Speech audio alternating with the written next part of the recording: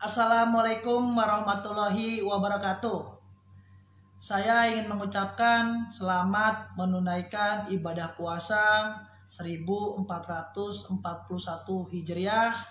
Mohon maaf lahir dan batin. Semoga kita semua diberikan kesehatan dan wabah virus corona bisa segera berakhir. Kali ini saya ingin memberikan pengetahuan kepada para pelatih olahraga, guru-guru olahraga, ataupun masyarakat umum tentang penanganan cedera olahraga. Yuk kita belajar. Pertolongan pertama pada cedera olahraga. Apa sih yang dimaksud dengan pertolongan pertama? Pertolongan pertama adalah perawatan segera yang diberikan kepada seseorang yang sedang mengalami cedera atau sakit mendadak. Pertolongan pertama dan pencegahan cedera ini berfungsi untuk meminimalisirkan cedera agar tidak terlalu parah.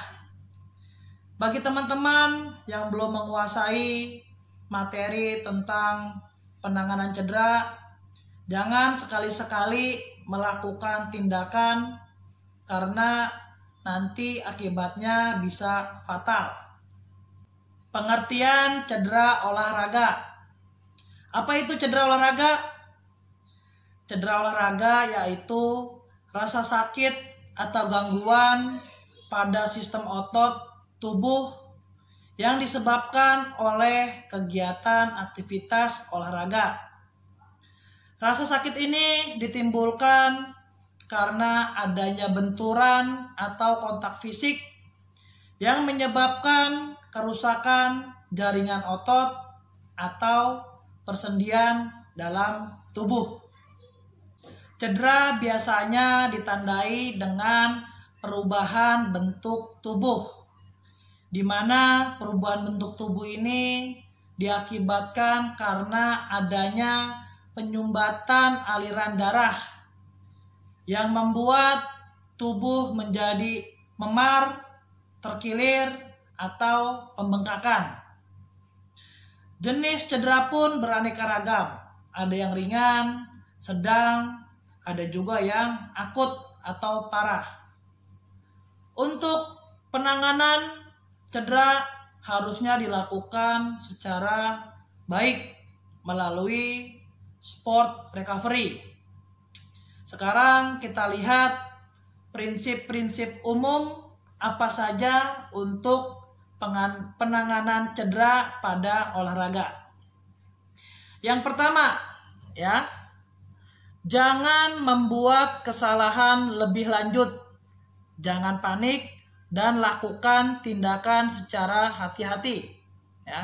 Yang pertama, jangan panik. Melakukan tindakan juga harus hati-hati. Yang kedua, cobalah untuk tetap tenang dan terus berikan sugesti positif pada si korban agar korban tidak panik. Lalu yang ketiga, kendalikan situasi dan minta bantuan kepada orang lain apabila kita tidak bisa sendiri melakukan pertolongan. Yang keempat, biarkan korban dalam posisi seperti awal, karena yang dikhawatirkan ada kejadian patah tulang yang mungkin kita belum tahu. Dan jangan berubah posisi yang membuat korban nantinya mungkin jadi lebih parah. Yang kelima, lakukan survei awal dari atas sampai ke bawah. Apakah si korban pingsan, ada pendarahan, ada luka, atau patah tulang. Yang keenam, jika korban tidak bernapas, lakukan RJP sesuai dengan prosedur. Lalu yang ketujuh, lihat riwayat si korban atau identitas yang bersangkutan. Yang kedelapan, selalu menggunakan akal sehat setiap kita melakukan tindakan. Dan yang terakhir, jika seorang pelatih sama sekali tidak yakin seberapa parah korban ini, maka yang harus dilakukan adalah segera hubungi tim medis agar bisa ditangani lebih baik. Race pada cedera olahraga. Apa itu race? Race itu adalah kepanjangan dari R adalah rest yang artinya istirahat. I-nya adalah ice atau es. C-nya adalah compression atau kompresi. E-nya yaitu elevation atau elevasi. Komponen race mempunyai peranan masing-masing karena mempunyai fungsi tertentu sehingga saling melengkapi untuk penanganan cedera.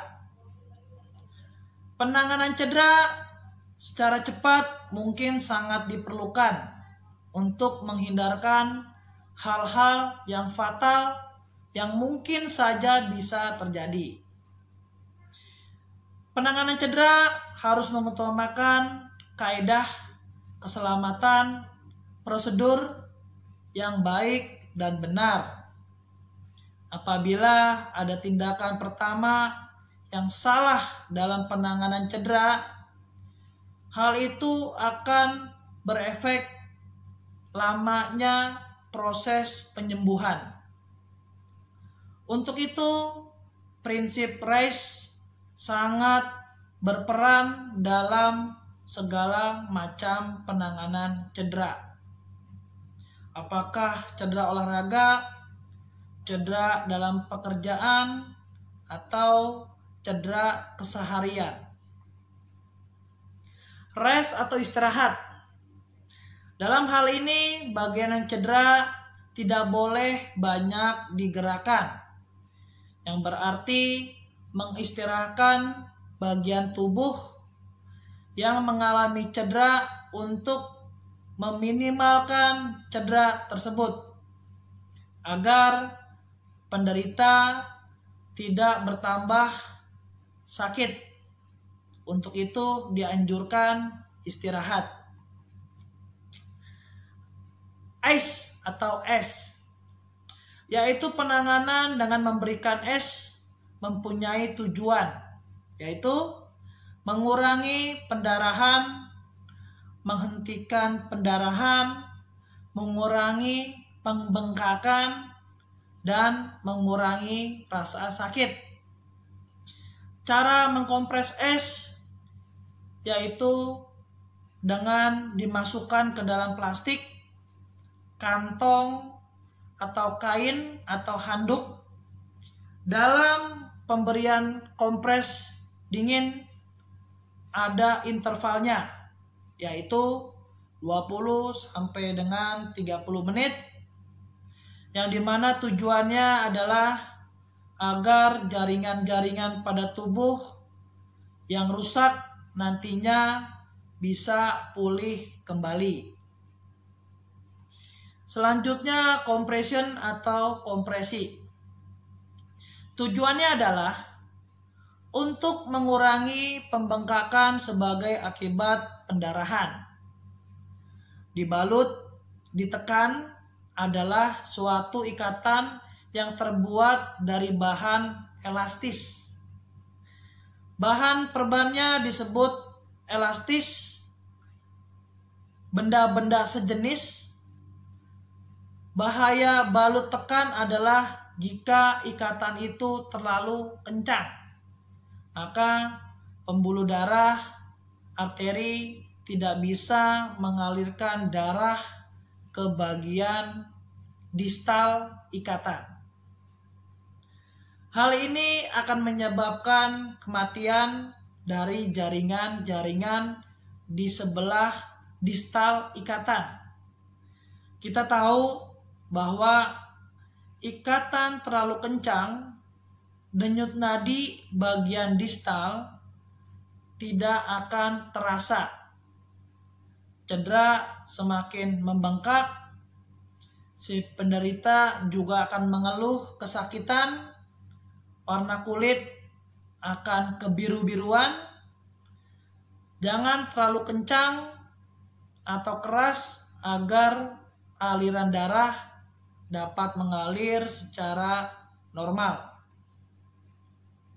Selanjutnya elevation atau elevasi.